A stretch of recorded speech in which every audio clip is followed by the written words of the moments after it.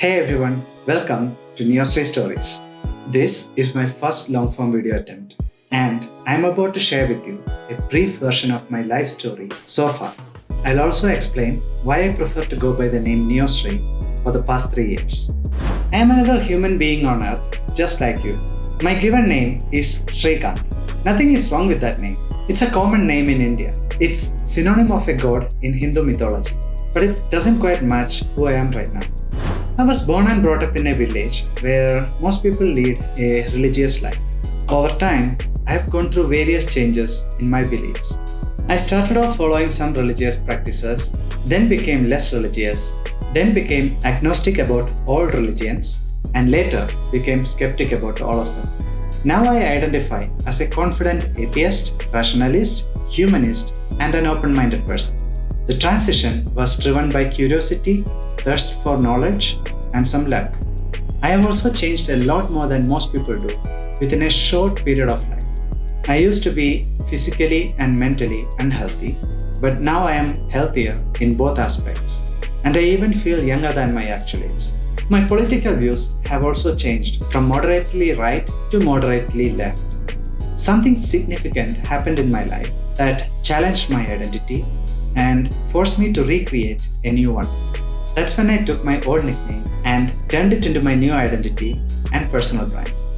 It was my friends who gave me the nickname Neo Sree when I was obsessed with the Matrix movie series back in college. But right now, it means something more to me. Neo means new. Neo Sree reflects the newness I feel within myself. To see my transformation, let's start the story from the beginning.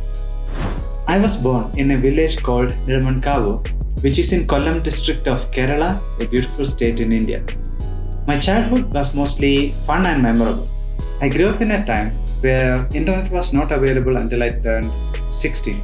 So I spent my childhood playing physical games that are common in small Indian villages.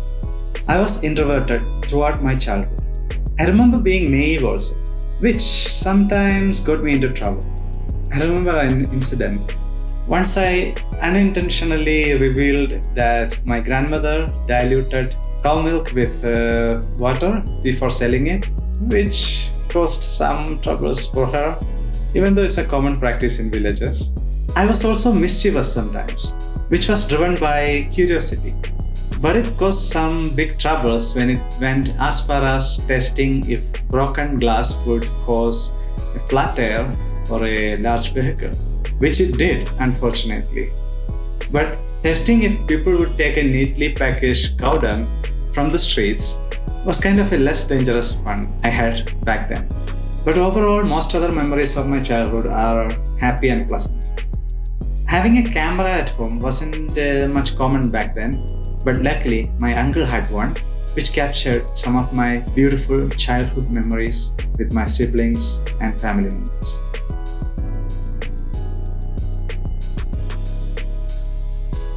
My father used to be a mathematics teacher in government schools and later became a headmaster and then an education program officer.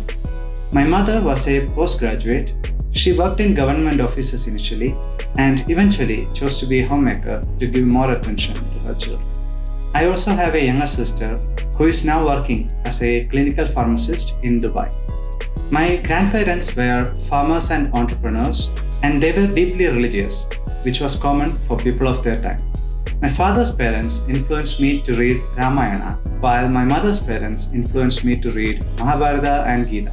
My father was non-religious, but not really an atheist, because he seemed to believe in some kind of higher power in the universe. However, he gave me the freedom not to follow any religion and encouraged me to figure things out myself. I'm so grateful to him for that. I attended government schools throughout my education, all the way to higher secondary school.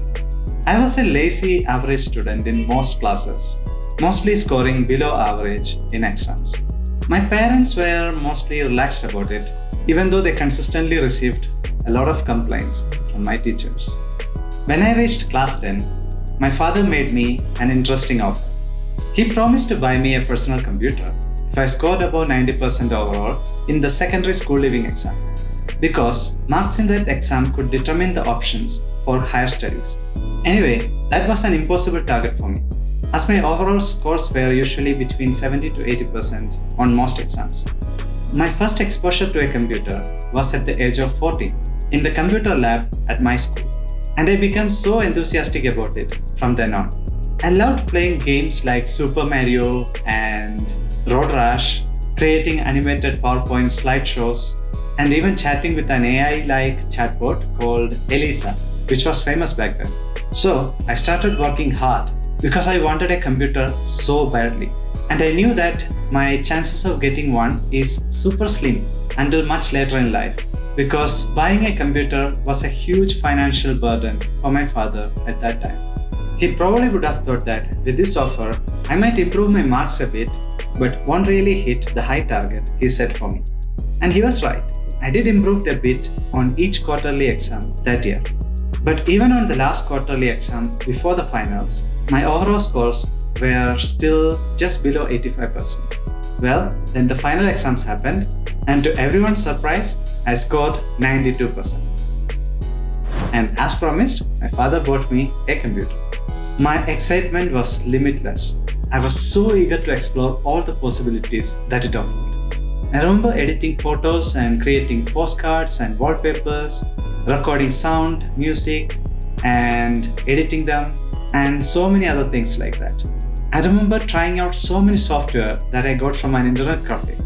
I also tried to get an internet connection from the telephone exchange, but it wasn't available at that time. After nearly an year of following up, when they were finally ready, I got my computer connected to the internet for the first time.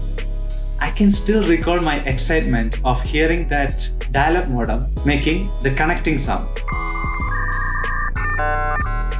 and seeing a website load through that super slow connection. Back to my school story. What I liked about lower schools were mostly the activities I could do with my classmates. And when I went to high school, I had a crush on a beautiful girl. My entire high school became so enjoyable because I get to see her every day. We eventually even exchanged glances and smiles with each other once we get to know that we were interested in each other. It didn't go much further than that. Anyway, when it comes to studying most subjects in school, I was lazy and uninterested. And now I know why. Most teachers were only focused on getting us to memorize their subjects. They were not interested in cultivating critical thinking. They never explained why even have to study what they teach, other than scoring marks in exams. Not all teachers were this bad though. Some were at least passionate about what they teach, and I learned their subjects better. Nevertheless, critical thinking was absent in my entire school education.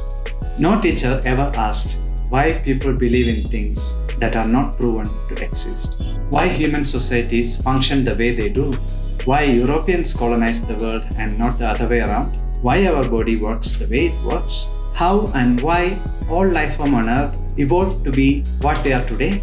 Why is it so difficult for us to imagine very large numbers and very long time frames? And so on. All that they asked is, have you memorized the maximum amount of stuff in the textbooks to write in the exams?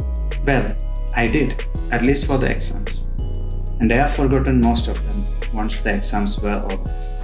Unfortunately, this is the reality for many people in countries like India.